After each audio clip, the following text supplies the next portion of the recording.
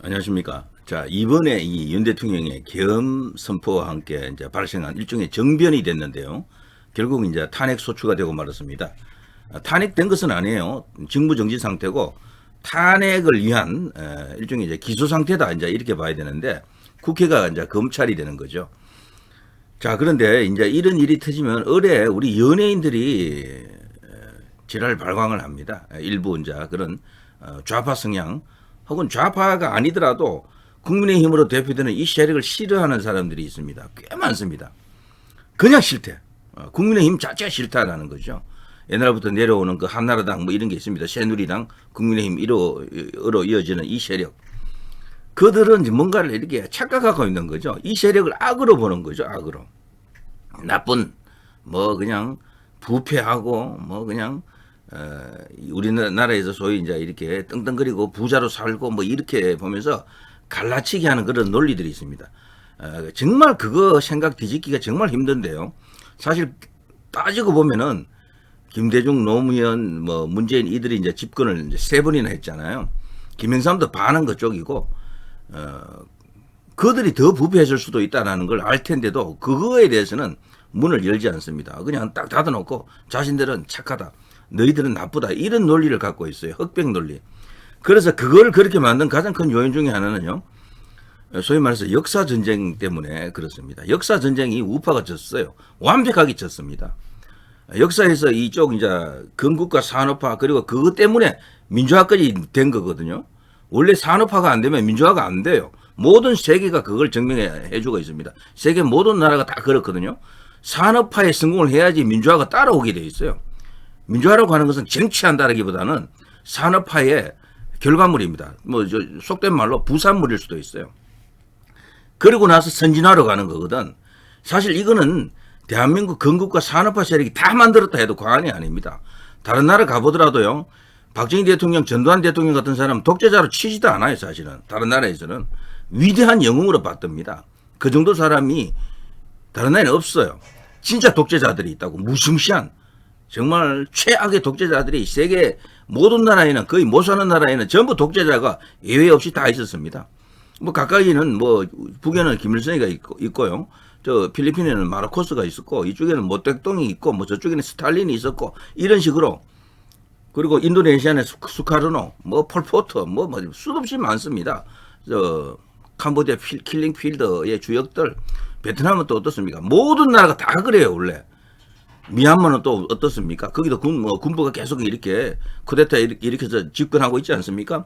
노벨 평화상 수상한 아웅산 수지 얼마나 세계적으로 영향력이 있고 뭐 민주투사로 뭐 널리 알려졌습니까? 그런데도 그런 나라가 민주화 됩니까? 산업화에 성공하지 않으면요. 아무리 민주화 외쳐도 민주화가 안 됩니다. 대한민국을 민주화를 만든 최대의 공헌은 저는 이 한강의 기적이라고 보거든요. 박정희 대통령, 전두환 대통령 거치면서 완전히 나라가 그 단계를 넘어버렸잖아요. 일정한 수준을 넘어간 경제 발전이 엄청나게 된 것 아닙니까? 그때 이미 우리나라는 중산층이 쫙 이렇게 완성이 됐고 어마어마하게 많은 중산층이 생겨났고요. 부의 분배 지수가 유럽보다도 더 뛰어났었어요. 오히려 그때가. 그러니까 지금 좌파들이 그 주장하는 논리가 다 엉터리야 전부. 가진 자들만 뭐 이렇게 뭐 다 그냥 더러운 배를 그냥 불리고 있었다. 이런 논리들이 틀린 게요. 우리나라 최고 갑부들이 평균적으로 20조를 넘는 사람이 없습니다. 전부 10조 밑이에요. 예전에 이건희 회장 같은 사람이 많을 때 10수조 요 정도였었죠. 세계 기준에는 그 명함도 못 내밀어요. 그 정도 가지고는. 대만에도 그거 이상 가는 부자들 많습니다. 일본에는 훨씬 더 많고. 홍콩에도 뭐 우리나라 최고 부자보다도 서너 배 부자들 여럿 있어요.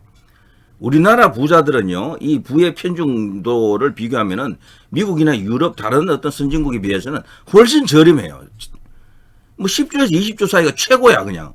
보통은 7조, 6조, 뭐 1조, 2조, 3조 이런 수준이라니까.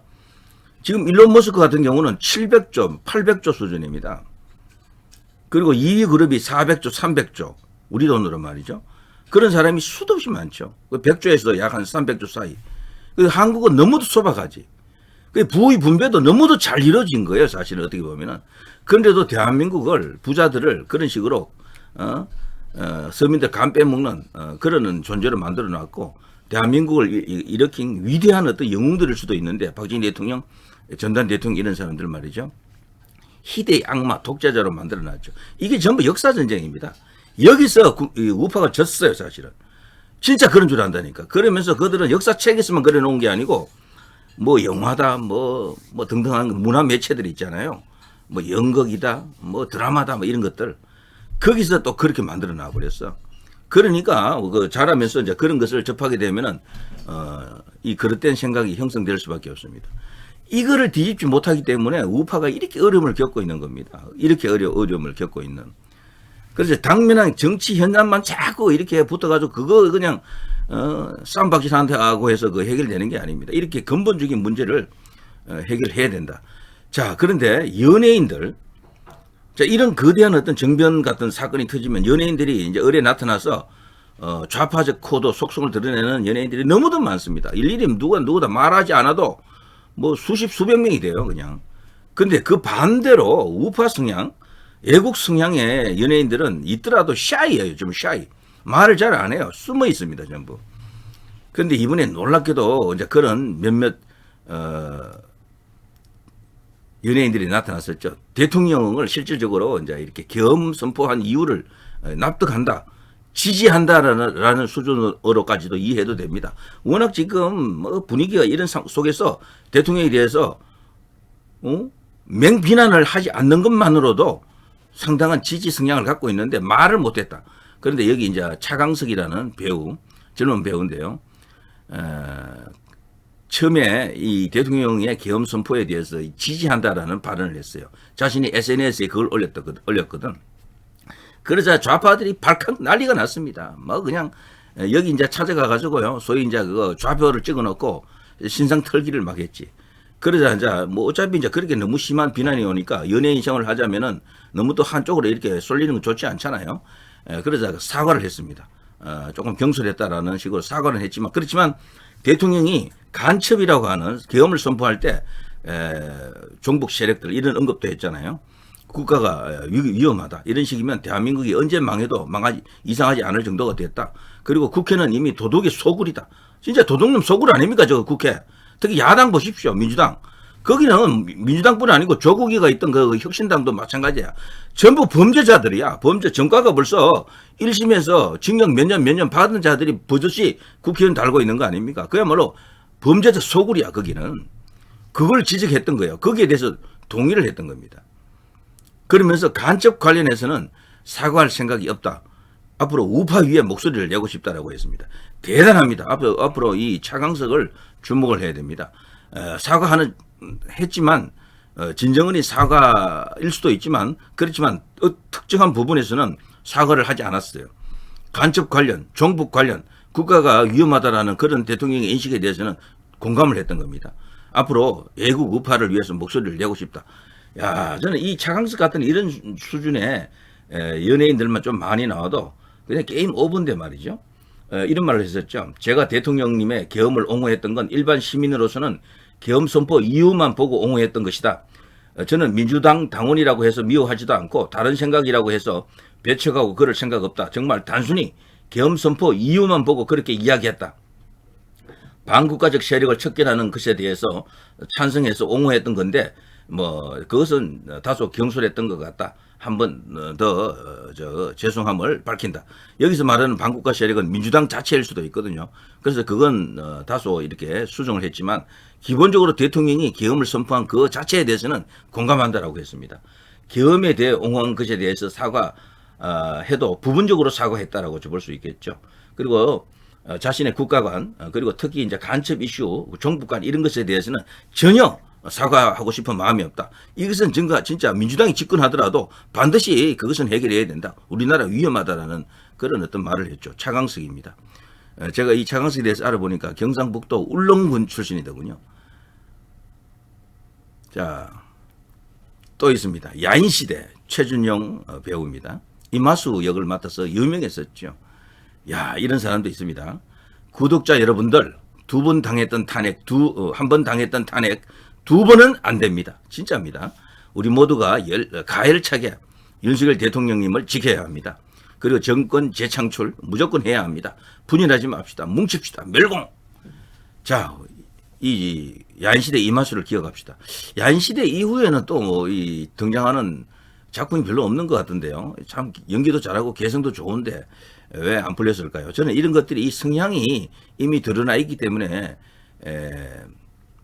오히려 역차별을 받았다, 차별을 받았다라고 생각합니다. 예전에 그러더라고요. 우파 성향 연예인들은 그 성향을 드러낼 수가 없다 그래요. 드러내는 순간 방송국이나 이 영화사들로부터 캐스팅이 뚝 끊긴대. 이게 또 문제인 거야, 이게.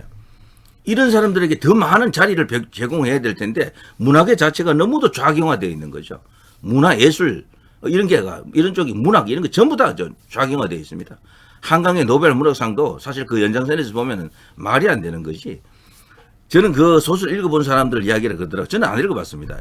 물어보니까 한국말로 읽으면 이게 뭔 잘된 소설인지 의아스럽다고 하더라고. 번역이 잘 된 거예요. 그러니까 그거는 제가 볼 때 번역상입니다. 번역상. 그리고 진짜 저 소설가들, 대한민국을 대표하는 소설가들이 그 소설을 읽어봤을 겁니다. 노벨상 수상 때문에 진짜로 이 소설의 수준을 인정했던 우리나라 순수한 우리 걸로 읽었던 사람들 중에 거의 없을 거요. 야, 이 정도가 노벨 문학상이냐 이렇게 나올 것 같은데 조금 수준 떨어진다라는 거죠. 그럼에도 상을 안긴 겁니다. 그거는 달리 말하면 노벨 문학상이 최고의 작가에게 주는 게 아니고요. 문제작에 주는 겁니다. 문제작이에요. 그리고 보통 신인들이 많이 받았어요. 역대로 보더라도.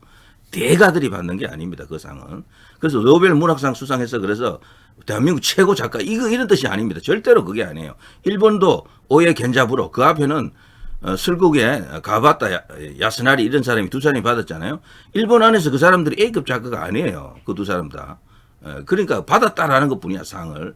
자, 그거 너무 그 예민하게 반응할 필요 없습니다.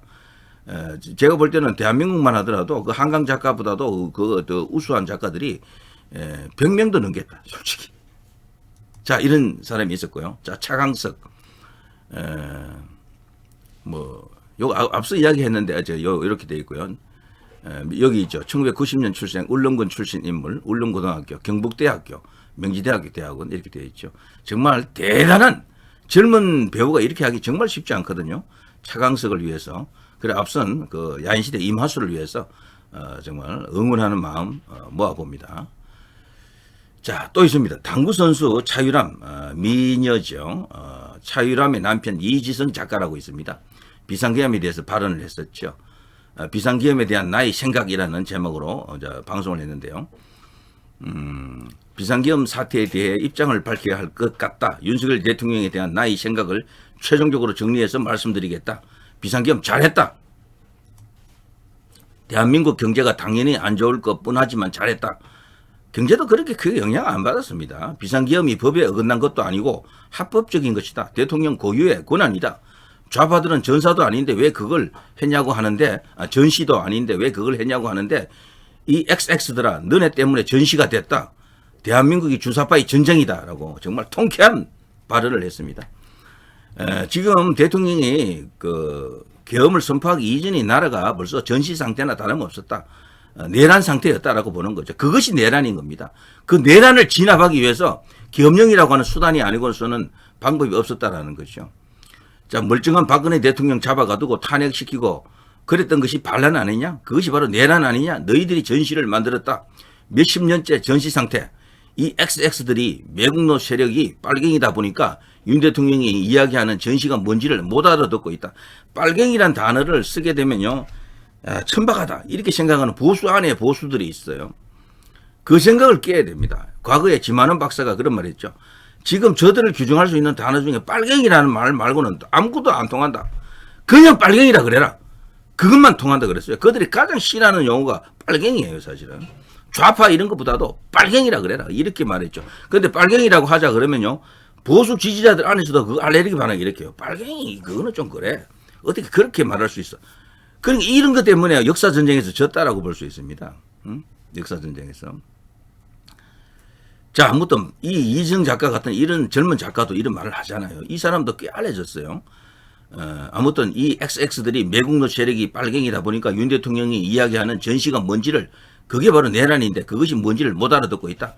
대통령은 저기를 봐라. 저 빨갱이를 보라. 저 반국가 세력을 보라 하면서 그들을 가리켰는데 지금 우리나라 하는 꼴을 보십시오. 그들을 보지 않고 대통령의 손가락만 지금 바라보고 있잖아요. 북한이 꼭 내려와야 전시냐. 너희들 때문에 전시다. 간첩들과의 전쟁 그게 더 위험하다. 너네 뿌리 뽑으려고 하는 거 아니냐. 그야말로 대통령은 이번에 근곤일척 운명을 건 승부수를 던진 겁니다. 그야말로 구국의 재단에 자기를 올려놨다. 스스로를 대통령의 직분을 걸고 모든 것을 걸었다라고 볼 수 있습니다. 대승부, 대반격이 예고되고 있습니다. 대통령은 어차피 이제 헌재에서 뒤집으려고 지금 하고 있고요. 그 과정에서 여러 번 국민을 향한 메시지가 나올 것 같습니다. 그리고 어쨌거나 부정선거에 대한 가장 확실하고도 완벽한 자료를 다듬어 놓고 있을 것이다라고 보는 겁니다. 그게 이번에 세상에 드러날 것으로 기대합니다. 그렇게 되면 이제 우리나라가 그야말로 이제 거대한 전쟁이 이제 터지겠죠. 내전이 터지겠죠. 여기는 말하는 내전은 여론 전쟁입니다. 여론 전쟁. 그걸로 이제 모든 것을 정상화시키고 뒤집어야 됩니다. 가능할 것으로 보고 있습니다. 자, 누리 PD 김준희였습니다.